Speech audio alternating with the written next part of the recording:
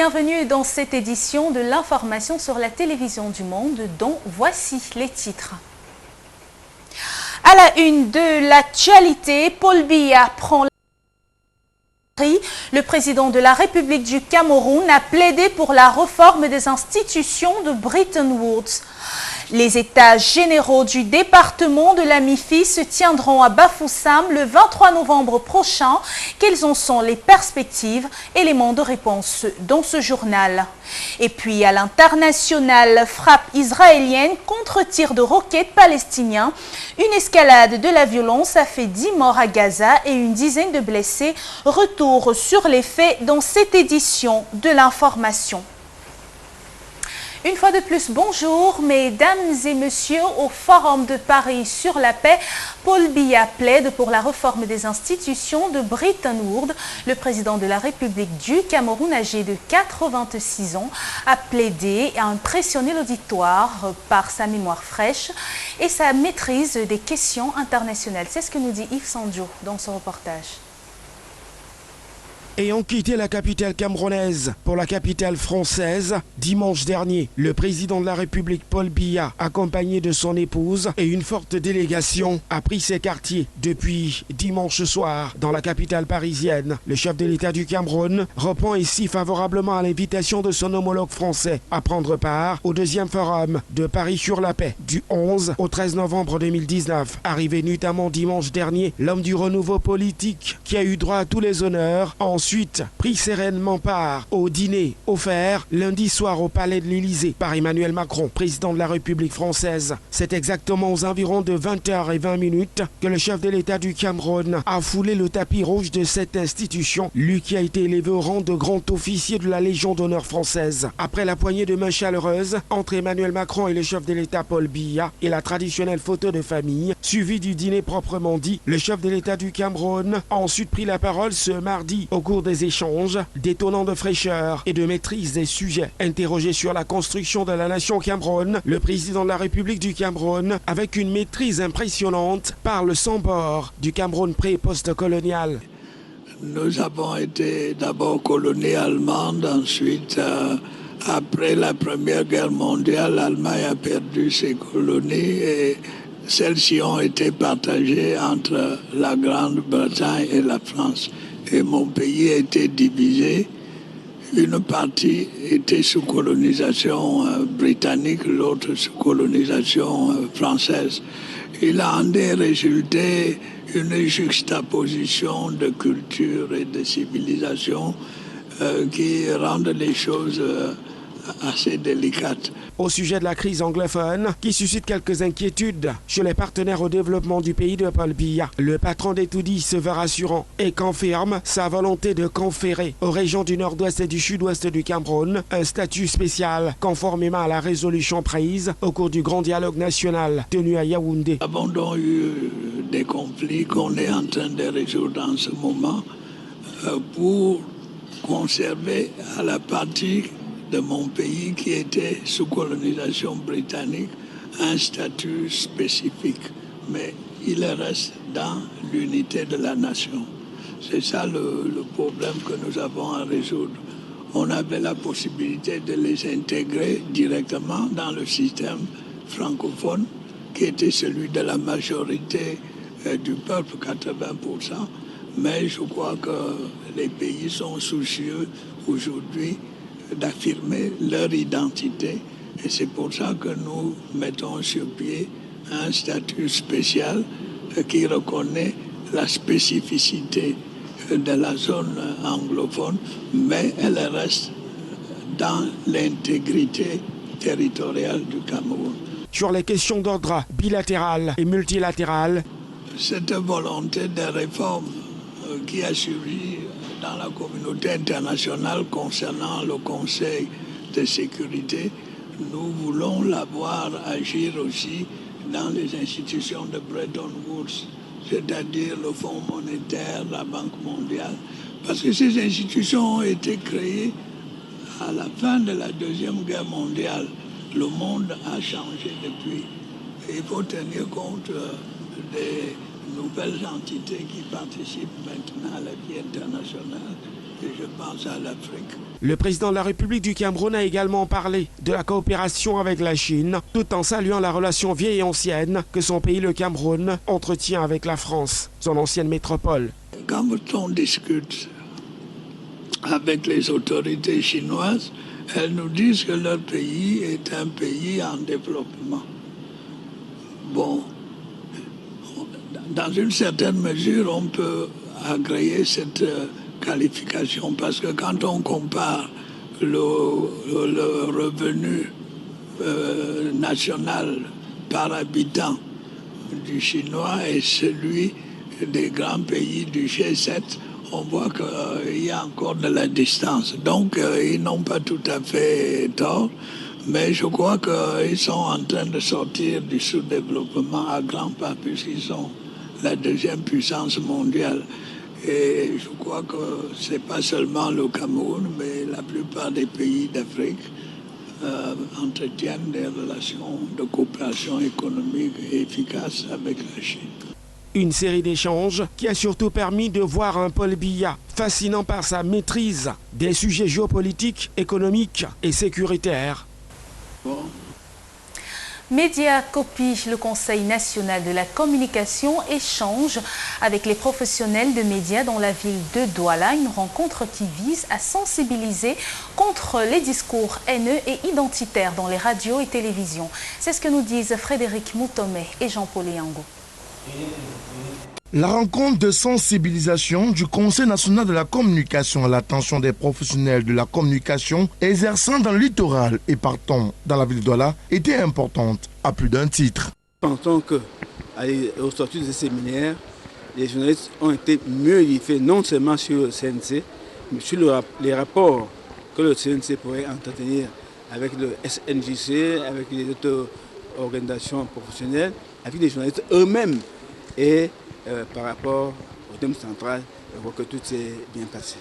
L'échange nourri de ce 12 novembre 2019 a essentiellement été axé autour de la thématique de la responsabilité sociale du journaliste à l'épreuve du discours de haine et d'incitation à la violence pour une communication responsable. Le Cameroun vit des moments difficiles.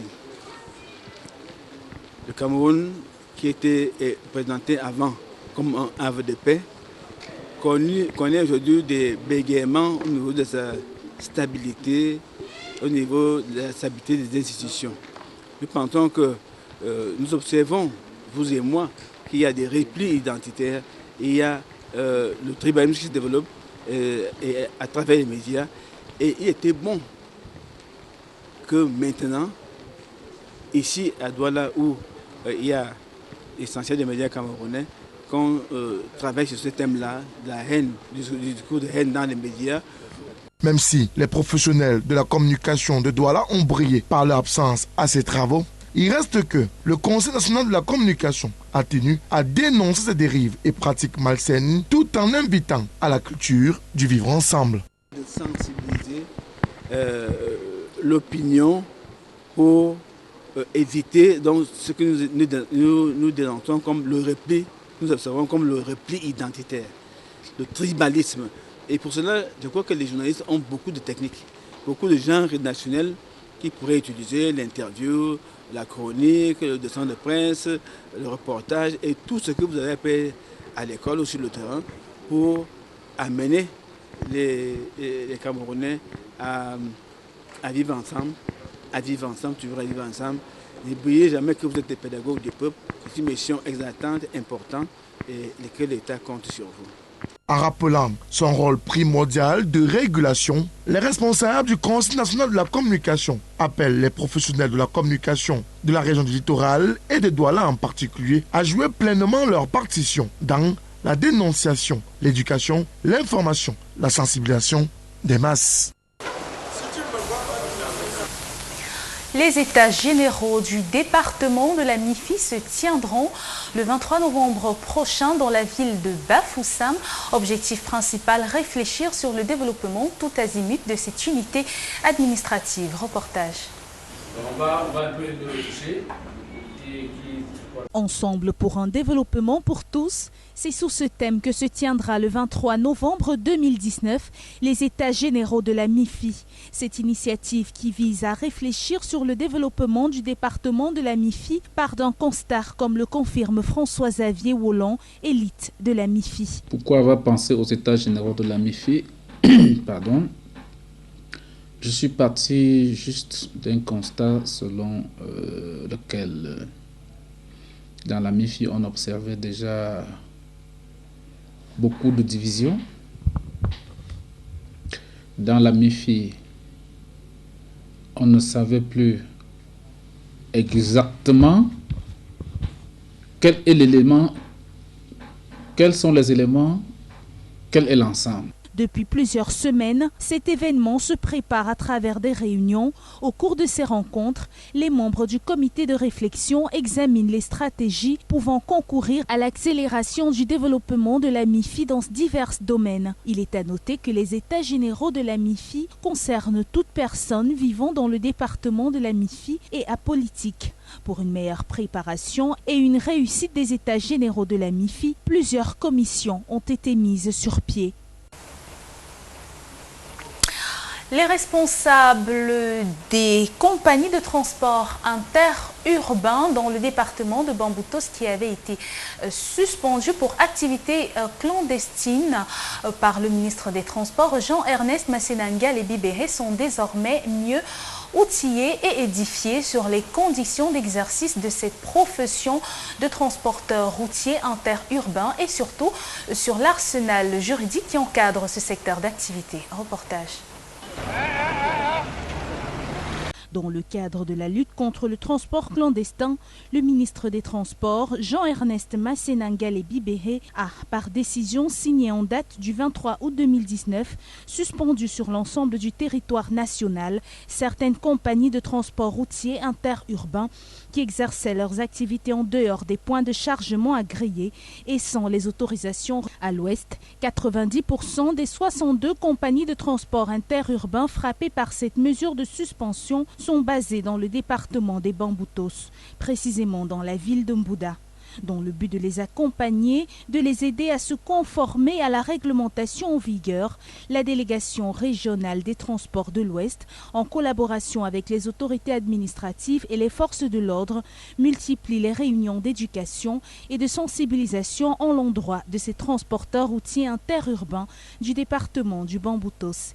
Il s'agit de leur expliquer le bien fondé de la décision du patron des transports, les conditions d'exercice de la profession et l'arsenal juridique, notamment les dispositions de la loi numéro 2001/015 du 23 juillet 2001 régissant les professions de transporteurs routiers et auxiliaires des transports routiers au Cameroun. Monsieur le délégué régional nous a alors éclairci sur le fait que, bien qu'il n'ait pas des agences de voyage, pouvait encore s'enquérir de l'autorisation d'exercice de la profession qui est pour toute la vie dans le transport. À travers cette rencontre, c'est que nous, les transporteurs, les petits transporteurs, les transporteurs indépendants de Bamboutos, ce que nous ne comprenions pas, grâce au délégué régional, au délégué départemental, nous avons fini par comprendre effectivement de quoi il s'agissait. Moi-même, c'est aujourd'hui que j'ai compris la nécessité de cette autorisation de transport.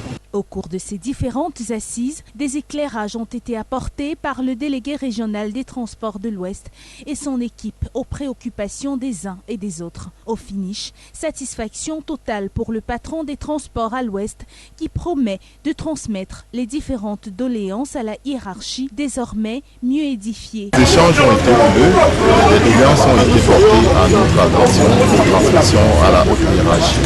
Mais déjà, c'est un sentiment de satisfaction qui nous anime parce que les transporteurs ont compris quel était le bien fondé de cette décision-là, qu'est-ce qui leur était reproché et ils ont pris l'engagement, n'est-ce pas, de commencer un début d'exécution. Nous allons transmettre toute cette doléance à la hiérarchie. Ces transporteurs routiers interurbains s'engagent à conformer à la réglementation en vigueur. Cette phase de sensibilisation précédera la phase répressive pour des compagnies de transport récalcitrantes, précise le délégué régional des transports de l'Ouest.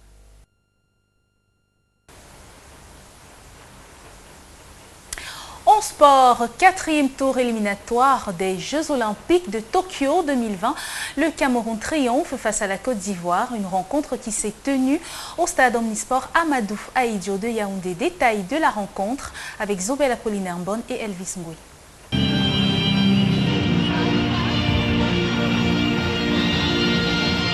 Pour ce match retour, Alain Dionfa a presque allié le même effectif que celui qui a joué en Côte d'Ivoire. À l'exception de Charlène Meillon-Meneneux, titularisée en lieu et place de Grace Ngok Yango. C'est elle qui permet d'ailleurs au Cameroun de prendre l'avantage en inscrivant le premier but de la partie à la 38e minute de jeu sur un service de shoot Njoya Diarra. Quelques minutes plus tard, et alors que l'on s'achemine de la fin des 45 premières minutes, la Côte d'Ivoire obtient l'égalisation à la suite d'un cafouillage dans la surface de réparation camerounaise. À la reprise, le Cameroun pousse et marque un second but, malheureusement refusé pour une position illicite de shoot Njoya Diarra. À la 83e minute de jeu, le Cameroun obtient un pénalty à la suite d'une faute commise à la surface de réparation sur Gabriel Aboudi-Ongene. Shoot Njoya Diarra se charge de le tirer et marque le deuxième but camerounais. La rencontre s'achève sur ce score de 2-1 et le Cameroun obtient son ticket qualificatif pour le 5e et dernier tour éliminatoire. Son prochain adversaire s'appelle la Zambie.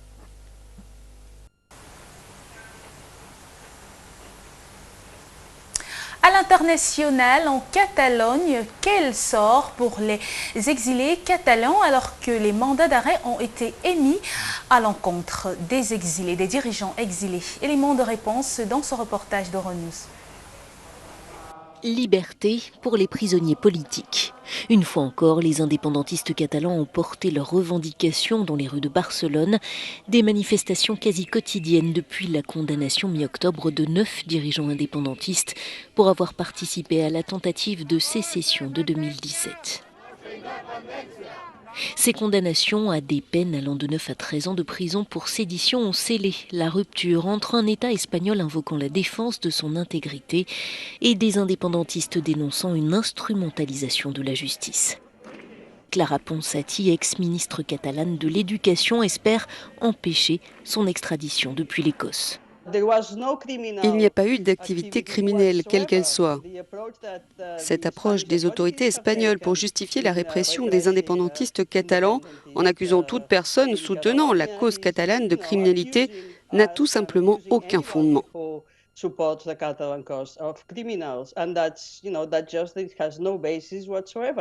L'Espagne a également émis un mandat d'arrêt européen à l'encontre de Carles Puigdemont, l'ancien chef du gouvernement catalan exilé en Belgique, pays qui doit désormais statuer sur son sort. Mais la Cour de justice de l'Union européenne aura elle aussi droit de citer. Et mardi, son avocat général s'est prononcé en faveur d'Oriol Junqueras, un ancien responsable catalan élu eurodéputé le 26 mai alors qu'il se trouvait derrière les barreaux. Madrid l'empêche de prendre ses fonctions, ce que l'avocat général conteste, invoquant son immunité parlementaire. La Cour doit rendre son arrêt ultérieurement et pourrait donc contester la condamnation de Junqueras à 13 ans de prison. La question catalane, catalyseur des tensions en Espagne, a contribué à polariser l'électorat. Et ce sera l'un des grands défis auxquels devra faire face Pedro Sánchez s'il parvient à former un gouvernement. Ses alliés de Podemos appellent à renouer le dialogue avec les indépendantistes, tandis que d'autres agitent le chiffon rouge d'une fuite en avant vers la sécession catalane.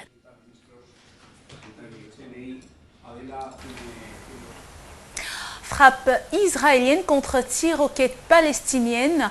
Une escalade de violence, ça fait 10 morts à Gaza et 10 blessés dans les camps palestiniens et israéliens. Reportage. Des sirènes retentissent à Ashkelon. Elles ont été déclenchées par un nouveau tir de roquettes de militants palestiniens. Depuis la frappe israélienne dans la bande de Gaza, une frappe ciblée qui a tué le commandant d'un groupe armé et sa femme à l'aube mardi, des salves de roquettes ont été tirées sans discontinuer sur de nombreuses villes proches de l'enclave palestinienne. Les sirènes ont retenti jusqu'à Tel Aviv, où écoles et universités ont été fermées. Le Premier ministre en exercice Benyamin Netanyahou a tenu un conseil de sécurité, alors que depuis les législatives, Israël n'est toujours pas parvenu à se doter d'un nouveau gouvernement.